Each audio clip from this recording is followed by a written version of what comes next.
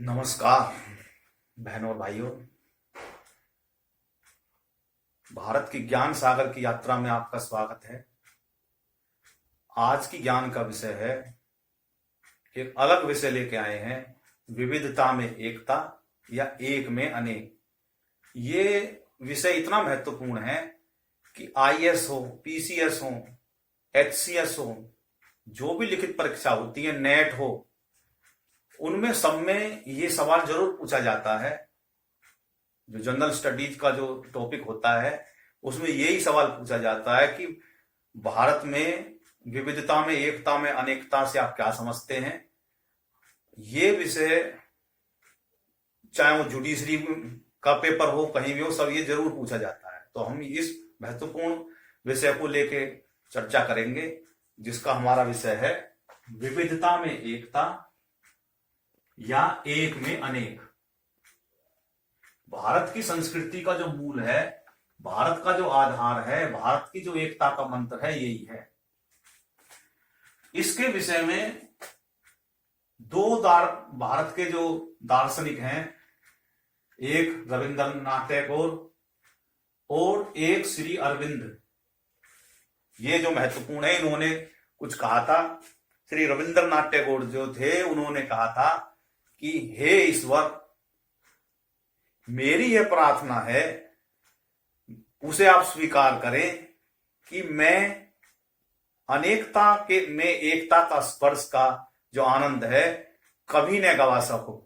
वो ईश्वर से प्रार्थना कर रहे हैं कि जो मेरी ये प्रार्थना स्वीकार करें कि अनेकता में एकता का जो स्पर्श है उसका आनंद मैं कभी ना गवा सकूं। ये विषय तो रविंद्रनाथ टैगोर ने कही ये बातें विविधता में एकता के विषय में। और श्री अरविंद जो है भारत के प्रमुख दार्शनिक रहे हैं, उन्होंने कहा कि विविधता में एकता का जो सिद्धांत है सदैव भारत के लिए स्वाभाविक रहा है, कि ये भारत के लिए स्वाभाविक रहा है, जो एकता में अनेकता का जो सिद्धांत है, विविधता में एकता का, और यह उसकी प्राकृतिक अस्तित्व के लिए आवश्यक भी है। जो भारत का जो प्राकृतिक अस्तित्व है उसके लिए आवश्यक भी है, क्योंकि भारत इतना विस्तृत है।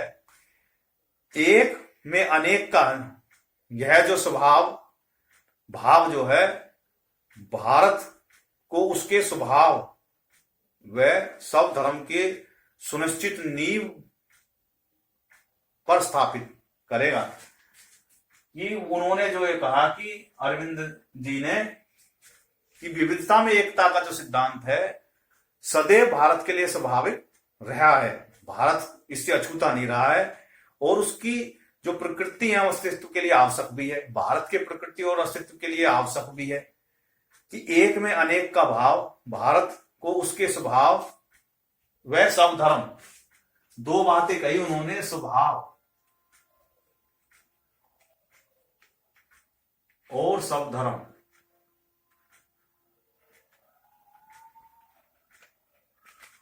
उन्होंने कहा कि जो भारत के में जो है अनेकों लोग हैं, विविधता है और उनके स्वभाव भी अनेक हैं। इस प्रकार से उनके जो सब धर्म बने, स्वभाव के कारण उनके सब धर्म बने, लेकिन उनका जो है मूल जो है एक ही है। सब धर्म जैसे जिसका गुण ऐसा ही उसका सब धर्म बन जाता, उसका कार्य हो जाता। सब धर्म का मतलब यहां पूजा पद्धति से नहीं है, उसके गुण के अनुसार उसके कार्य।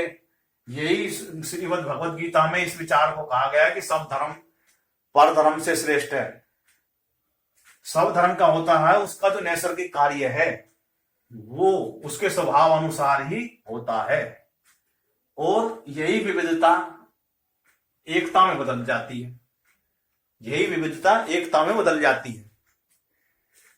तो ये जो है अरविंद जी ने कहा, श्री अरविंद ने, भारत के लिए स्वाभाविक सिद्धांत है कि भारत के मूल के लिए आवश्यक भी है, और भारत के जो स्वभाव के अनुसार उनके जो सब धर्म हैं ये इस नींव को सुनिश्चित करते हैं। इस प्रकार से इसके विषय में इन्होंने कहा। अब भारतीय परिदर्श में विविधता में एकता का अर्थ क्या है, ये काफी महत्वपूर्ण विषय है, इस पे हम चर्चा करेंगे। दूसरा है भारत की विविधता के कौन कौन से पक्ष सर्वाधिक उल्लेखनीय हैं, पक्ष उनके कौन कौन से उल्लेखनीय हैं, और हम विविधता में निहित एकता को कैसे पता लगाते हैं। तीन बातें हैं कि अर्थ क्या है विविधता में एकता का, और भारत की विविधता में कौन कौन से पक्ष सर्वाधिक उल्लेखनीय हैं, भाई उनके पक्ष कौन कौन से हैं जो सामने निकल के आते हैं, और ये पता कैसे लगता है कि ये विविधता है। तो ये काफी तीनों विस्तृत विषय हैं, एक दूसरे से जुड़े हुए भी हैं, और पूरा का पूरा इस पे आदमी बोलने लगे तो बहुत कुछ मटेरियल भी है। कह रहे हैं कि भारतीय परिप्रेक्ष्य में विविधता में एकता का अर्थ क्या है। भारत जो है भौगोलिक दृष्टि से इतना बड़ा है, एक तरफ पर्वतीय एरिया है तो एक तरफ समुद्री एरिया है, एक तरफ बर्फीली जगह है तो एक तरफ रेगिस्तान है, कहीं जंगल हैं, कहीं पठार हैं, कहीं नदियों के बाढ़ आती है तो कहीं सूखा पड़ता है। ये सब भारत की विविधता के प्रतीक हैं। और वहां की जो जनमानस है उनके जो सब अलग अलग तरह के अपनी परिस्थिति के अनुसार स्वभाव निर्मित होते हैं, उनके गुण निर्मित होते हैं, लेकिन जब देश पे का विषय आता है तो ये सभी अपने मूल जो दुखों को भूल जाते हैं और एक हो जाते हैं, सांस्कृतिक रूप से, वैचारिक रूप से और आध्यात्मिक रूप से। ये जो है एक है, भले ही इनका जो है रहन सहन अलग हो, भौगोलिक दृष्टि अलग हो। अब जम्मू कश्मीर में वैष्णो देवी है, तो तमिलनाडु में भी कन्याकुमारी है। कहां उत्तर का छोड़, कहां बिल्कुल दक्षिण का छोड़, लेकिन सांस्कृतिक दृष्टि से तो अलग, भौगोलिक दृष्टि से अलग अलग है, लेकिन सांस्कृतिक दृष्टि से एक डोर में बंध गए। तो एक गीत भी है इसके ऊपर बिल्कुल वो बैठता है कि हिंद देश के निवासी सभी जन एक हैं, रंग रूप वेश भाषा चाहे अनेक है, बेला गुलाब जूही चंपा चमेली, फूल गूंथे माला में लेकिन मिले सब एक हैं, हिंद देश के निवासी सभी जन एक हैं, कोयल की कूक प्यारी पपीहे की टेर न्यारी, गा रही तराना बुलबुल राग मगर एक है। इसी प्रकार से गंगा यमुना सरस्वती कृष्णा कावेरी जाके मिल गई सागर में, हुई सब एक हैं, हिंद देश के निवासी सभी जन एक हैं। तो ये जो है भारत की विविधता को प्रदर्शित करने वाले गान हैं। इसी में ही सारा कुछ निकल के आ जाता है कि भारत की में जो है रंग रूप अलग है, भाषा अलग है, सब कुछ अलग है, लेकिन उनके मूल की जो राष्ट्रीय जो भावना है, राष्ट्रीय चेतना की जो भावना है वो एक है, वो उसको एक सूत्र में बांध देती है। बहुत से लोगों ने कोशिश करके देख ली कि हम इनको तोड़ दें, लेकिन तोड़ नहीं पाए। तो पहले का तो ये मतलब ही है कि विविधता में एकता का अर्थ क्या है, वो यही है। दूसरा है भारत की विविधता के कौन कौन से पक्ष सर्वाधिक उल्लेखनीय हैं। विविधता के कौन कौन से पक्ष हैं, तो विविधता के जो पक्ष हैं वो उनकी खुद की संस्कृति है। उत्तरी भारत की अलग संस्कृति है, दक्षिण भारत की अलग संस्कृति है। खान पान की दृष्टि से विविधता है। पहनावा उत्तर भारत का अलग है, दक्षिण भारत का अलग है। और भोजन बनाने के तरीके, भौगोलिक प्रकार, भाषा और लिपि, ये सब पक्ष हैं विविधता के। ये सब सभी विविधता के पक्ष हैं। कैसे? उत्तर भारत में, पंजाब में जो मकर संक्रांति एक दिन पहले होती है उसको लोहड़ी बोलते हैं। उत्तर भारत में मकर संक्रांति बोलते हैं। चावल का प्रयोग होता है, वहां भी होता है, वहां भुने हुए चावल और मूंगफली का प्रयोग करते हैं, रेवड़ी का चावल, भुनी हुई खीर आग में डालते हैं। पंजाब में लोहड़ी, उत्तर भारत में खिचड़ी बनाते हैं और एक दिन बाद आती है। दक्षिण भारत में वही त्योहार जो है पोंगल के रूप में मनाते हैं और वो भी धान की फसल में से जो नया चावल आता है उसको निकाल के खीर बनाते हैं, खिचड़ी बनाते हैं। ऐसे ही आसाम में है, सेम त्योहार है, अलग अलग तरीके से मनाते हैं। तो हुई विविधता में एकता, यानी कि विविधता है लेकिन है एकता है। इसी प्रकार से त्योहार हैं। अब भगवान श्री कृष्ण का जन्मदिन आता है, जन्माष्टमी, वो देख लो, सब अपने अपने अलग ढंग से मनाते हैं। कोई किस तरीके से, वहां पे महाराष्ट्र में दही हांडी टांगते हैं, तो उत्तर भारत में कुछ और उत्सव मनाते हैं। तो विविधता है लेकिन एकता है, सांस्कृतिक रूप से एक हो गए। तो इस प्रकार से अनेकों आप उदाहरण दे सकते हैं। आप रेल में बैठ जाइए, अनेकों तरह के शकल के आदमी मिल जाएंगे, अनेक तरह के उनकी वेशभूषा होगी, बोली उनकी एक होगी, है, लेकिन एक देश में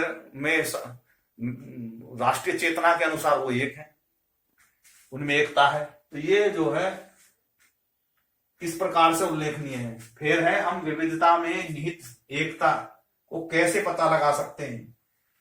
तो इसके लिए मैंने बताया कि वे कैसे पता लगा सकते हैं। आप भोजन के माध्यम से पता लगा सकते हैं। वस्त्र, साड़ी है, एक साड़ी है और वो जो है कितने रंगों की होती है।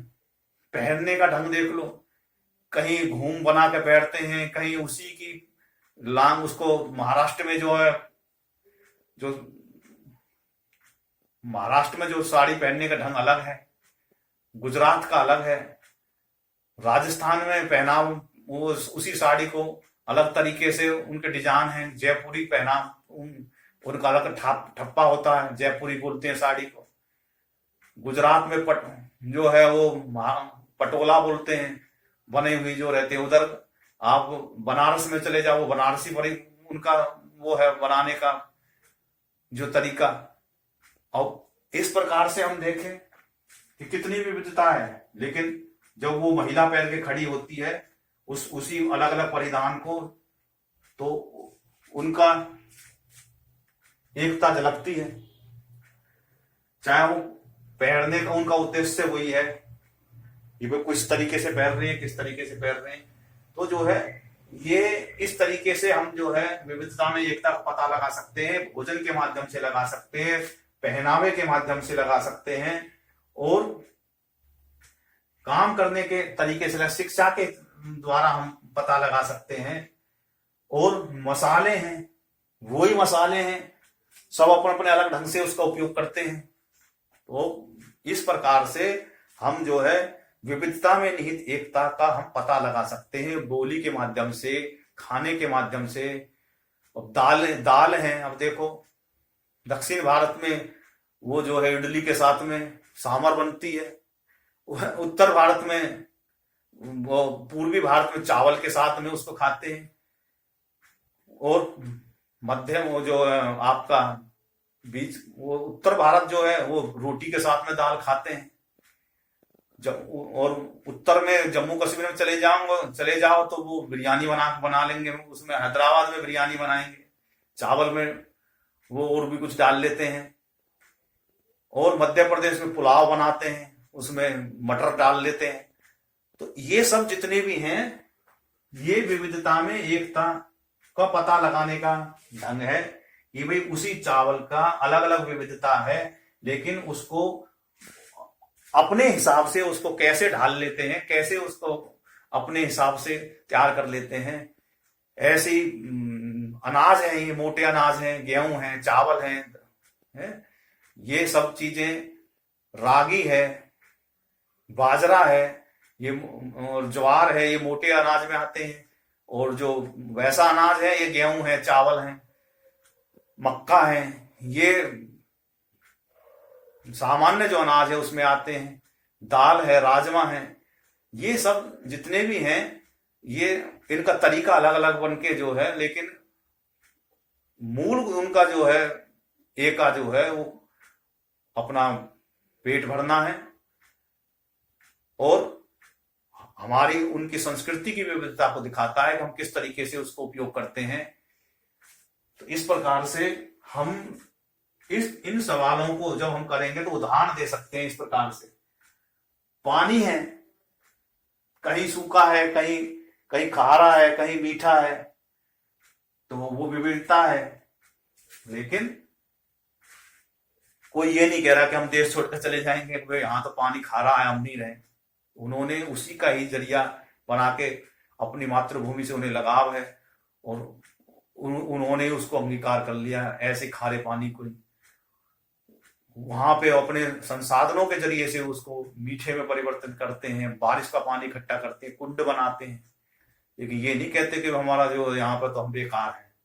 तो ये जो है विविधता में एकता जो है प्रदर्शित करती है। कई भारत के अंग्रेज आए यहाँ पे, उन्होंने भी कहा कि हम भारत का इतिहास लिखो, तो वो भी चकरा गए। उन्होंने कहा ये तो इतनी विविधता है, हम क्या लिखें इनके बारे में। उन्होंने कहा यही इनकी पूंजी है। तो इस प्रकार से इस विषय पे हम आगे चर्चा करेंगे और विषय उठाएंगे, इसको विस्तार से समझेंगे। ये मैंने मोटा मोटी समझाया कि विविधता में एकता क्या है और इसको किस प्रकार से हम परिभाषित कर सकते हैं। इस वीडियो में इतना ही, अगले वीडियो में इसको विस्तार से आगे चर्चा करेंगे। बहुत बहुत धन्यवाद। भारत माता की जय। धन्यवाद।